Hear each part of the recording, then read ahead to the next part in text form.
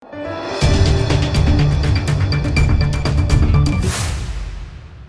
દર્શક મિત્રો, આપ જોઈ રહ્યા છો ઇન્ડિયન પોલીસ પ્રેસ. હવે જોઈએ અગત્યના સમાચાર.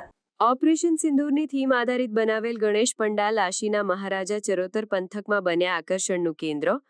ચરોતર પંથકમાં ગણેશોત્સવ નિમિત્તે વિવિધ વિષયો પર આધારિત ગણેશ પંડાલોનું આયોજન કરવામાં આવ્યું છે, જેમાં પેટલાદ તાલુકાના આશી ગામમાં યુવાનો દ્વારા આશીના મહારાજા શીર્ષક હેઠળ ઓપરેશન સિંદૂરની થીમ પર તૈયાર કરાયેલો પંડાલ દર્શનાર્થીઓ માટે આકર્ષણનું કેન્દ્ર બન્યો છે. આ પંડાલે ગણેશજીના દર્શનની સાથે ભારતીય સેનાના શૌર્ય અને બલિદાનની ઝાંકી પણ રજૂ કરી છે, જેના કારણે મોટી સંખ્યામાં લોકો તેની મુલાકાત લઈ રહ્યા છે. આ અનોખો પ્રયાસ યુવાનોને દેશભક્તિ અને રાષ્ટ્રપ્રેમનો સંદેશ આપી રહ્યો છે. પહેલગામમાં થયેલા આતંકી હુમલા બાદ ભારતીય સેના દ્વારા કરવામાં આવેલા ઓપરેશન સિંદૂર અને ઓપરેશન મહાદેવ જેવા અતિ મહત્વના અભિયાનો વિશે લોકોને માહિતગાર કરવાના ઉમદા હેતુથી આ પંડાલની રચના કરવામાં આવી છે.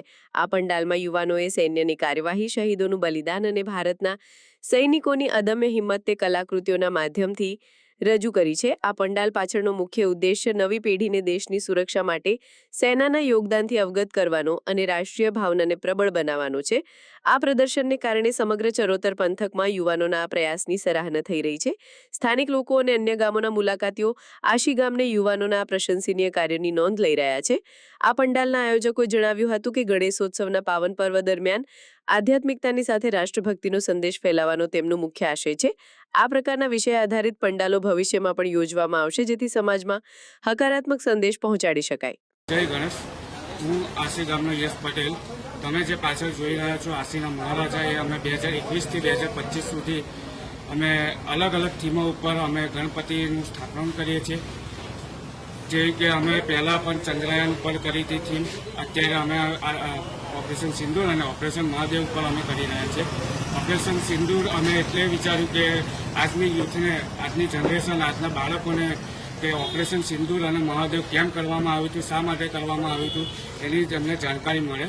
આપણે જે જાણીએ છીએ કે પહેલગામ એટેક જે થયો હતો 22 એપ્રિલ 2025ના રોજ, એમાં આપણા 26 સ્થાનિકો એટલે ભારતીય જે નાગરિકો ઉપર આપણે જે હુમલો થયો હતો, એના વળતરમાં આપણે નરેન્દ્ર મોદી અને આપણા દેશના જવાનોએ જે ઓપરેશન સિંદૂર અને ઓપરેશન મહાદેવ કરવામાં આવ્યું હતું. ઓપરેશન સિંદૂરમાં પાકિસ્તાની સ્થિત જે એમના આતંકવાદી ઠેકાણા હતા એની પર હુમલો કરવામાં આવ્યો હતો, અને ઓપરેશન મહાદેવમાં આપણે પહેલગામ એટેકમાં જે આતંકવાદીઓ હતા એને ઠાર કરવામાં આવ્યો હતો.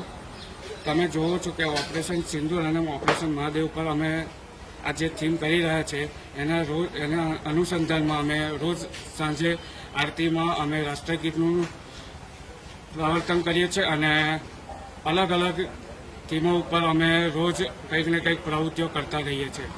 તમે જે પાછળ મૂર્તિ જોઈ રહ્યા છો 2021થી 2025 સુધી અમે માટીની ટોટલી ઇકો ફ્રેન્ડલી અમે ગણપતિ મૂર્તિ બનાવડાવીએ છીએ, અને સરકારના આદેશ મુજબ અને ગાઈડલાઇન મુજબ જ અમે આ મૂર્તિનું સ્થાપન કરીએ છીએ. આજના યુવાનોને એટલું કહેવામાં પ્રેરિત થાય એટલે જ અમે આ ઓપરેશન સિંદૂર અને ઓપરેશન મહાદેવ ઉપર આ થીમ રાખી છે કે આજના યુવાનો જે છે એમને દેશભક્તિમાં જાગૃત થાય અને આપણે યુથ જે છે એને પ્રેરિત થાય.